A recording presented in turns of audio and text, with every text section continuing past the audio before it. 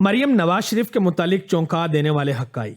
ناظرین، آج پاکستانی سیاست میں مریم نواز شریف وہ نام بن چکا ہے جسے کچھ عوام سیاست کی شہزادی اور مسیحا سمجھتی ہے، جبکہ کچھ لوگ ان کو ایک کرپٹ سیاست دان کے کرپٹ اور 2 نمبر پروڈکٹ کہتے ہیں، کیونکہ یہ اپنوں پرایہ مخالفین اور یہاں تک کہ فوجی جرنیلوں کی خفیہ اور پرائیویٹ ویڈیوز بنا کر بلیک میلنگ کا دھندا کرتی ہیں۔ حالانکہ ان کی ذاتی اور سیاسی زندگی کا ایک اور اہم ترین چیپٹر عرب شہزادے اور کیپٹن صفدر سے ان کی اپنی شادی ہے۔ 90 کی دہائی میں ان دونوں کے درمیان عشق و معشوقی کا معاملہ چلا تھا یا نہیں؟ مریم کا قطری اور عرب شہزادوں سے کیا تعلق ہے؟ مریم کے نام پر آج کتنی زمینیں، جائیدادیں، پراپرٹیز پاکستان میں اور بیرون ملک موجود ہیں؟ ان کے پاس کتنی فیکٹریاں، ملز اور لگژری گاڑیاں ہیں؟ اور ان کی ٹوٹل نیٹ ورتھ کتنی ہے؟ ان کے اپنے اور مخالفین ان کو کن کن گھٹیا ناموں سے پکارتے ہیں اور ان گھٹیا ناموں سے پکارنے کی وجہ کیا ہے؟ ان سب سوالوں کے جواب ملیں گے آج کی اس ویڈیو میں، کیونکہ آج ہم آپ کو پاکستان مسلم لیگ نون کے وائس پریزیڈنٹ اور خطرناک ترین سیاستدان مریم نواز شریف کی ذاتی زندگی اور ان کے سیاسی کیریئر کے خفیہ رازوں کے بارے میں کچھ حیران کن اور ناقابل یقین حقائق بتانے جا رہے ہیں،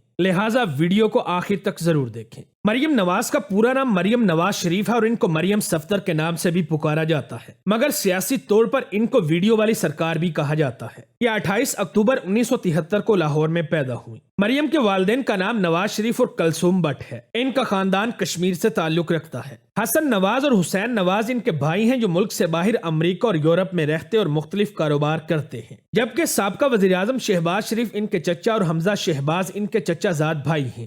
مریم نواز نے اپنی ابتدائی تعلیم لاہور میں موجود کانوینٹ آف جیزس اینڈ میری اسکول سے حاصل کی۔ حیران کن طور پر دوران تعلیم ہی مریم نے دنیا کے سامنے کرپشن کا کھلم کھلا سہارا لینا شروع کر دیا تھا۔ 16 سال کی عمر میں انہوں نے لاہور میں موجود Kinnaird college for women university میں میرٹ پر آئے بغیر داخلہ لینے کی کوشش کی، جو کہ پاکستان کی بہترین آل وومن یونیورسٹیز میں نمبر 1 پر آتی ہے، مگر یہاں کی پرنسپل ایک بااصول خاتون تھی جنہوں نے سیدھے طریقے سے مریم کو بتا دیا کہ بیٹا آپ کے نمبر بہت کم ہیں اور بہت سی طالبات کے نمبر آپ سے کہیں زیادہ ہیں، لہٰذا آپ کا یہاں ایڈمیشن نہیں ہو سکتا۔ یہ سب کچھ سن کر مریم بھلا کہاں چین سے بیٹھنے والی تھی، اس لیے انہوں نے اپنے والد اور اس وقت کے chief minister of Punjab Nawaz Sharif کی مدد سے کینیڈ کالج کی اس پرنسپل کو ہی نوکری سے نکلوا دیا، جس کے نتیجے میں اس کالج کی طالبات اور اساتذہ نے سڑکوں پر آ کر مریم اور نواز شریف کے خلاف دھرنا دیا، جس کے بعد اس پرنسپل کو دوبارہ بحال کر دیا گیا۔ اس شاندار واقعہ کے 2 سال کے بعد مریم نواز نے جعل سازی سے ڈاکٹر بننے کی بھی پوری کوشش کی۔ دراصل انہوں نے سفارش سے پنجاب کے بہترین college king Edward medical college میں داخلہ لینے کی کوشش کی، مگر یہاں پر بھی انلیگل ایڈمیشن کیس بنا دیا گیا۔ یوں کچھ عرصے کے بعد ان کو یہاں سے بھی بھاگنا پڑا۔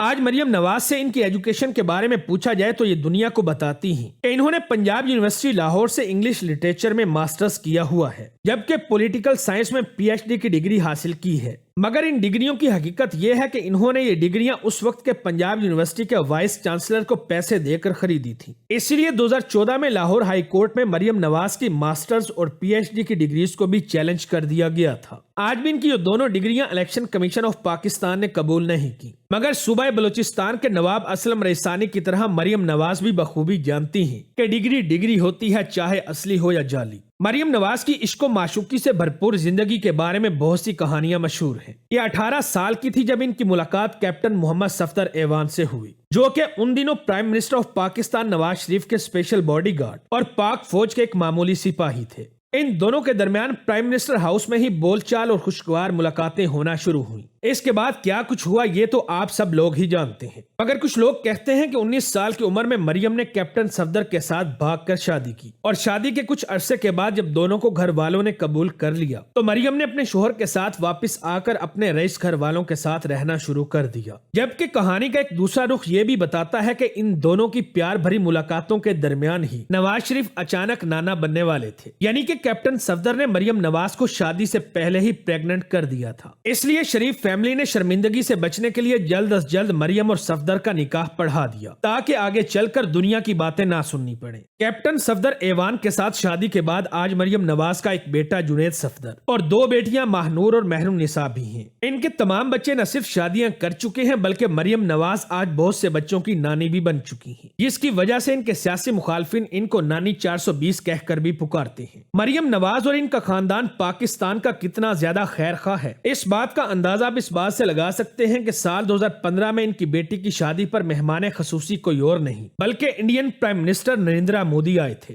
مریم نواز نے ایک انتہائی طاقتور سیاسی گھرانے میں آنکھ کھولی۔ سال 1999 کے دوران جب جنرل پرویز مشرف نے نواز شریف کی حکومت کا تختہ الٹا تو مریم نواز کو اپنے خاندان کے ساتھ تقریباً 6 ماہ تک ہاؤس اریسٹ یعنی کہ گھر میں نظر بند رہنا پڑا۔ مریم نواز نے کچھ عرصہ پہلے انٹرویو میں بتایا تھا کہ جیل میں وقت گزارتے وقت ان کے پاس کپڑے استری کرنے کے لیے استری تک موجود نہ تھی، اس لیے ان کو فرائی پین کو گرم کر کے اس سے کپڑے استری کرنا پڑتے تھے۔ ان کی اس بات پر انٹرنیٹ پر بہت سی میمز بنی کیونکہ بجلی نہ ہونے کی وجہ سے پاکستان کے غریب لوگوں کے لیے یہ معمول کی بات ہے۔ مریم نواز سال 2000 سے لے کر اب تک شریف میڈیکل ٹرسٹ اور شریف ایجوکیشن انسٹیٹیوٹ میں CEO اور دوسری پوزیشنز پر برجمان بھی رہ چکی ہیں۔ 2010 کے بعد انہوں نے سیاست میں قدم رکھا اور ملک کے طلباء و طالبات کو انسپائر کرنے کے لیے ایجوکیشنل انسٹیٹیوٹس میں جا کر ایجوکیشن اور وومن رائٹس پر تقریریں کرنا شروع کی۔ 2012 میں انہوں نے ٹویٹر پر دنیا کو بتایا کہ یہ صرف اپنے والد کی مدد کے لیے الیکشن میں آئی ہیں، جبکہ 2013 کے الیکشن میں انہوں نے پوری پارٹی کی باغ دوڑ سنبھال لی تھی۔ انہی دنوں انہوں نے اپنے خاندان کو حکمران خاندان کا لقب بھی خود ہی دے ڈالا۔